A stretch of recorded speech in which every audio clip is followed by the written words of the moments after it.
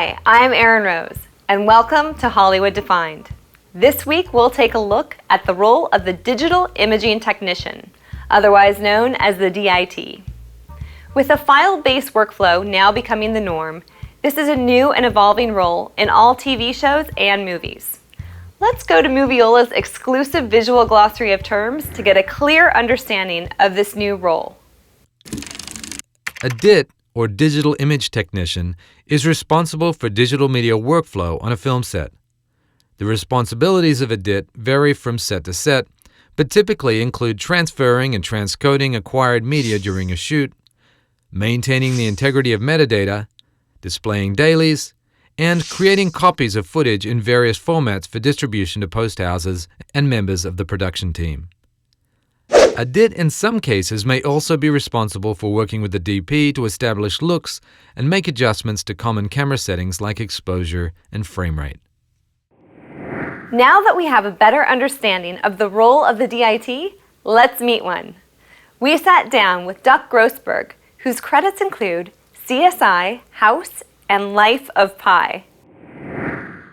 Basically, there's many different roles a DIT can play. The most well-rounded definition of a DIT would be the person that's working with the camera department, that's troubleshooting the cameras, that's helping to set up, pick the proper frame rates, dial everything into the camera for the assists, then watch the monitors, work closely with the DP and the assists and the operator to call out any exposure problems that they might have if something's a little hot or if it's a little crushed or if something just looks a little wonky. They're the kind of one point of contact that would let everyone know, hey, we might want to come down a third of a stop, check it out. As well as some DITs will do on-set color. So they'll do some basic, what they call lift, gamma, and gain, simple color correction on set, which will later be applied to the dailies. Once everything's shot, the DIT is responsible for managing all of the digitally acquired media, whether it be a compact flash card, a codex mag, SSD, whatever it's coming off on. They'll take that, they'll do the checksums and some of the backups to make sure that everything was recorded and is securely archived onto the medium that it's going to go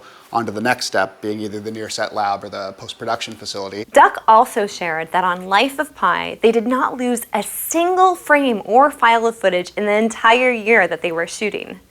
Now let's find out how a DP and a DIT work together to make sure that all the footage is there that the director wants. You know, when we start talking DIT in the information that they have, it can be more than a little overwhelming even to me. I don't want to hear it all. I want to know that my image is being preserved exactly with as much information about the image as humanly possible. The DIT who's doing your color and DP relationship, like DPs that I work with more often, I get to start to understand how they see things. I think that's one thing that really helps the creative process is when you start building those relationships and you start trusting your DIT that you know that, hey, I'm setting up this shot.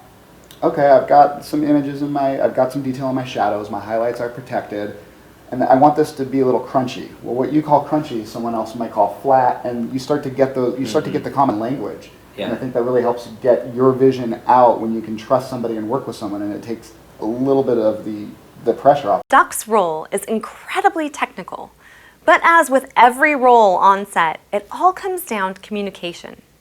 Duck was kind enough to show us all the tools that he has available to bring on the set with him.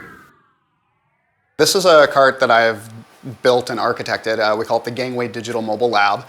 And it does everything that you need to perform as a DIT or even as an on-set or near-set lab. While the cameras are rolling, we can do real-time color correction and generate a CDL, which is the color information for how we've changed the original image into the tweaks we've made to give it a more stylized look or cleaned it up a little bit or just tweaked it to keep the DP and the director happy. We can then marry that image to the media here on the cart and start generating the deliverables immediately. So we can make all of the DNX HD material that goes to the Avid. We can make H.264s for streaming daily or to send to a Final Cut system. We can make LTO backups. Thanks, Duck, for showing us your toolkit. That was pretty cool. It's about time to wrap up this week's episode. For more of the interview with Duck, more visual glossary of terms, and a host of other learning products, visit Moviola.com. Thanks for tuning in, and we'll see you next time on Hollywood Defined.